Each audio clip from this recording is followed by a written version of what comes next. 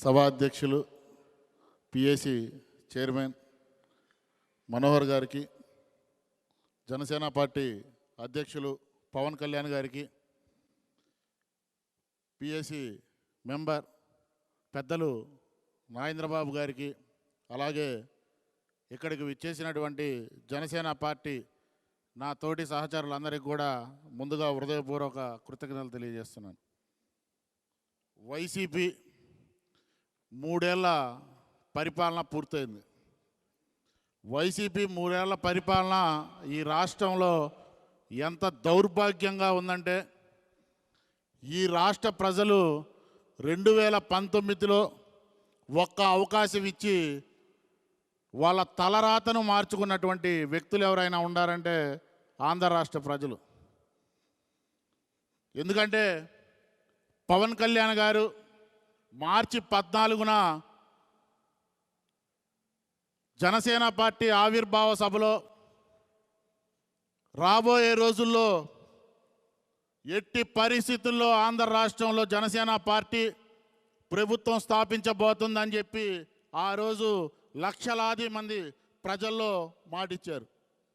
ఎక్కడ పవన్ కళ్యాణ్ గారికి ఈ రాష్ట్రంలో పేరు ప్రఖ్యాతలు వస్తున్నాయో, అలాగే ఈ 3 ఏళ్లలో కూడా ఆంధ్ర రాష్ట్రంలో ఏ ఒక్క సమస్య మీద కూడా పవన్ కళ్యాణ్ గారు స్పందించే విధానం చూసి ఈ రాష్ట్ర ముఖ్యమంత్రి భయపడుతున్నాడు. అప్పుడే అతని గుండెల్లో రైళ్లు పరిగెత్తినాయి.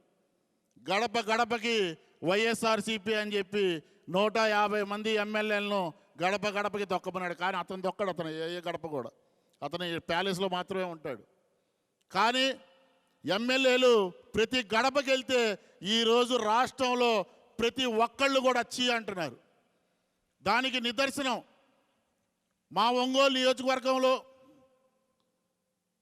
కొత్తపట్నం మండలం అల్లూరు గ్రామంలో వరి ధాన్యం కొనుగోలులో అక్రమాలు జరుగుతున్నాయి అని చెప్పి మాజీ మంత్రి స్థానిక ఎమ్మెల్యే బాలినేని శ్రీనివాసులరెడ్డిని వైసీపీ నాయకులే, అక్కడ ఉన్నటువంటి స్థానిక నాయకులు, ఎందుకంటే ఆ గ్రామం కూడా వైసీపీకి బలంగా ఉన్నటువంటి గ్రామం, అక్కడ ఉన్నటువంటి రెడ్డి గారులు అందరూ స్థానిక ఎమ్మెల్యేని అర్జీ ఇవ్వడానికి అడిగితే ఆ రోజు అతను వాడినటువంటి పదజాలం సభ్య సమాజం కూడా తలదించుకునేటటువంటి పరిస్థితులు ఉన్నాయి.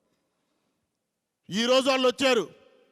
ఎందుకంటే పవన్ కళ్యాణ్ గారు జనసేన పార్టీ స్థాపించినప్పటి నుంచి కూడా ఆంధ్ర రాష్ట్ర ప్రజలకి నేను ఉండాలని ఒక భరోసా ఇస్తూ వచ్చారు.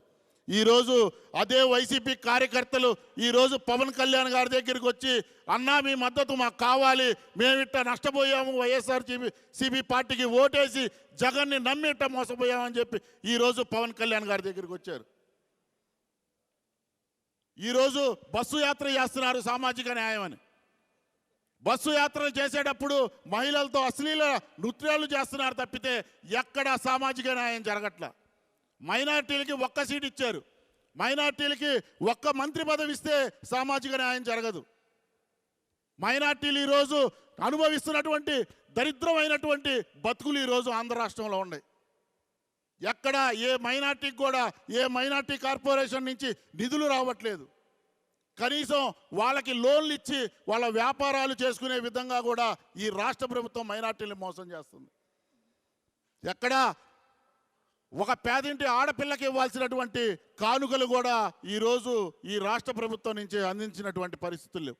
జగన్మోహన్ రెడ్డి ఈ రాష్ట్ర ప్రజలని తన మన భేదం లేకుండా అందరినీ మోసం చేస్తున్నటువంటి వ్యక్తి ఎవరైనా ఉన్నారంటే ఈ రాష్ట్ర ముఖ్యమంత్రి జగన్మోహన్ రెడ్డి గారు. మనందరం కూడా ఇదే నినాదంతో ఇప్పుడు మనం ఎంత ఉత్సాహంతో ఎంతో ముందుకు మన పార్టీని మనం ఈరోజు ప్రజల్లోకి తీసుకెళ్తున్నామో, ఇదే ఉత్సాహంతో మనందరం కూడా కలిసికట్టుగా మన నియోజకవర్గం కాదు, మన మండలం కాదు, అందరం ప్రతి ఒక్క చిన్న కార్యకర్త కూడా కలిసి మన మండలంలో మన గ్రామాల్లో మనం కలిసికట్టుగా వెళ్ళగలిగితే రాబోయే రోజుల్లో 150 సీట్లు కూడా మనకి జనసేన పార్టీకి సింగిల్గా రాబోతున్నాయి. దయచేసి అర్థం చేసుకోండి అందరూ. మన వెనకాల ఉంది పవన్ కళ్యాణ్ గారు. ఏ అవినీతి చేసిన నాయకుడు చంద్రబాబు నాయుడు లేదా జగన్మోహన్ రెడ్డి కాదు, పవన్ కళ్యాణ్ గారి నాయకుడు మన వెనకాల ఉన్నారు. ఎందుకంటే ఈరోజు రాష్ట్రంలో పెరిగినటువంటి ధరలు, నిత్యావసర ధరలు, రోడ్లు బాగలేవు, ప్రజా సమస్యలు, ఏ మున్సిపాలిటీలో కూడా నీళ్లు కూడా మంచినీళ్ళు కూడా ఇవ్వలేనటువంటి పరిస్థితి ఈ సమ్మర్లో మనం చూస్తున్నాం. పెట్రోల్ రేట్లు పెరిగినాయి. ఒక్క గాలి పార్టీకి ఓటు వేసి ఈరోజు మనం అనుభవిస్తున్నటువంటి పరిస్థితులు.